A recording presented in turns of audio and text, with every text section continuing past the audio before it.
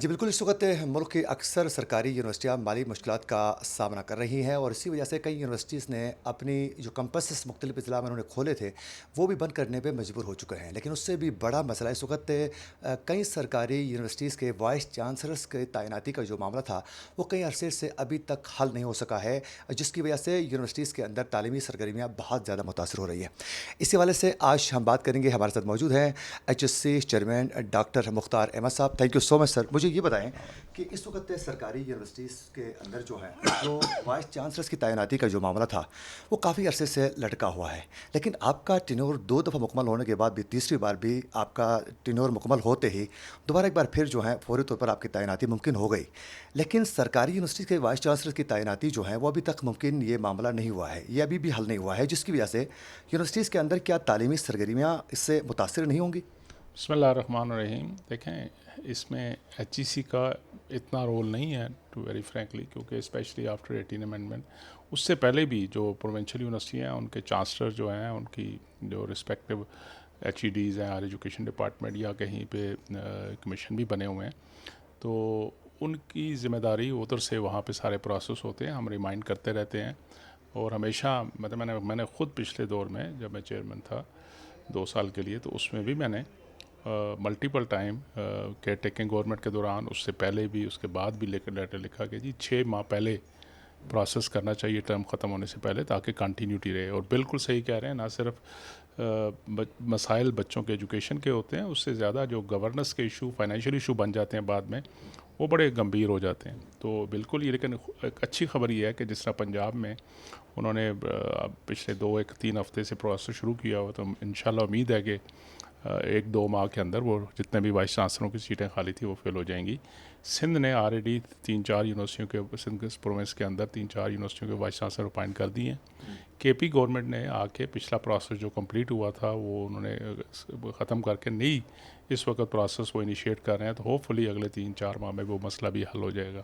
Issue تو ہے، definitely ہے، اور یہ نہیں ہونا چاہیے، گورننس کے ایشو ہوتے ہیں، اسی وجہ سے اس کو ٹائملی کرنا چاہیے۔ اچھا سر، اس وقت پاکستان میں اکثر سرکاری یونیورسٹیاں جو ہیں وہ مالی مشکلات کا سامنا کر رہی ہیں، اور کئی یونیورسٹیز نے اپنی کمپسز بھی بند کر چکی ہیں اسی وجہ سے، اور کئی یونیورسٹیاں ایسی ہیں جو اپنا بجلی کا بل تک ادا نہیں کر پا رہی ہیں۔ تو یونیورسٹیوں کو اس نہج پر لانے کے ذمہ دار کون ہے آخر کار؟ ہاں، سارے ہیں، خالی کسی گورنمنٹ کا قصور نہیں ہے، کسی ایک صوبے کا قصور نہیں ہے، بہت سارے اس میں عوامل ہیں۔ یونیورسٹیوں کی اپنی فائنینشیل مینجمنٹ، گورننس کے بہت سارے ایشوز ہیں، وہ بھی ایڈریس کرنے چاہیے۔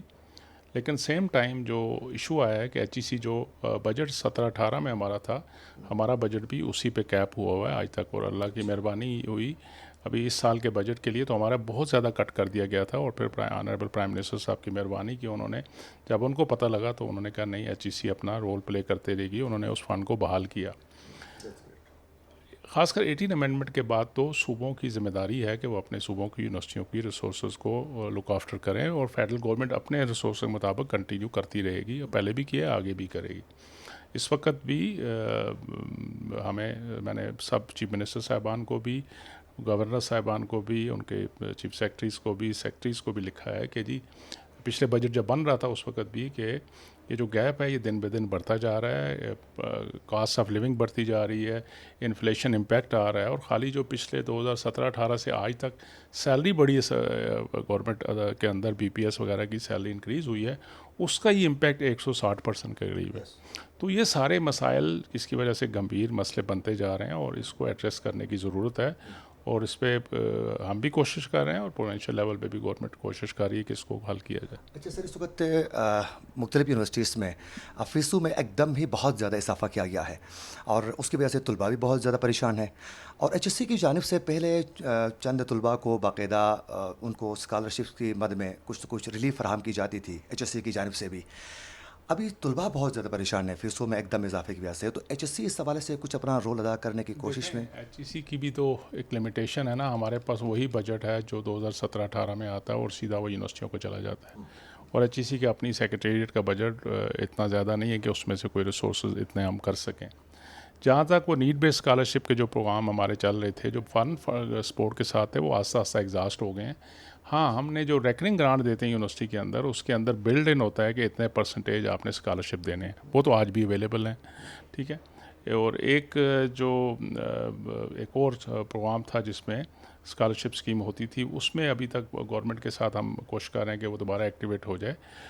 लेकिन ऐसा नहीं है, यूनिवर्सिटियों के पास रिसोर्सेज हैं, यूनिवर्सिटियों के डेवलपमेंट ऑफिस जो हैं वो लुक आफ्टर करते हैं, जो वाकई डिज़र्विंग स्टूडेंट होते हैं उनके लिए, जिनकी पेरेंट्स की इनकम जो है ख़ास लिमिट से कम है, उनके लिए कोई फैसिलिटेशन होती है।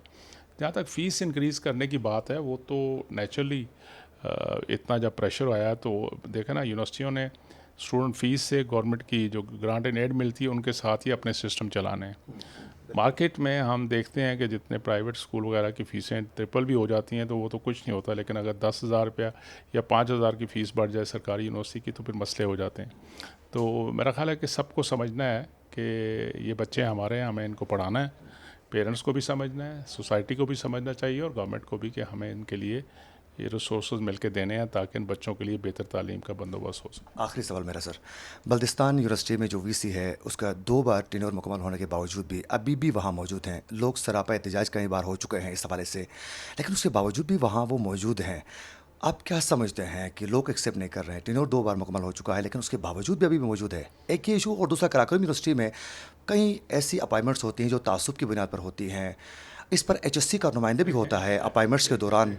इसकी वजह आप क्या समझते हैं? बात यह है ना कि एक साइड की कहानी नहीं बतानी चाहिए। एक तो हमने इतनी नाउमीदी डाल दी हुई है पाकिस्तान में, और मीडिया से रिक्वेस्ट ही होगी कि पूरी कहानी सुनाएं। 2 दफ़ा टर्म पूरी नहीं हुई उनकी, ठीक है। और अभी वो ठीक है, पहले कोर्ट के स्टे की वजह से वो कंटिन्यू कर रहे थे, फिर उनकी सेनेट ने उनको ये दी हुई है, वही उनकी एपेक्स डिसाइडिंग बॉडी है। अभी सर्च कमेटी प्रोसेस हुई है, लेट्स सी कि उसका क्या डिसीजन होता है। वो एचईसी का उसमें रोल इतना नहीं है, मेंबर होता है हमारा एक, लेकिन 1 मेंबर होता है। बाकी सर्च कमेटी कम्प्रिहेंसिव है, चांसलर ऑफिस है, मिनिस्ट्री है उनकी कश्मीर अफेयर जो उनको साथ करती है।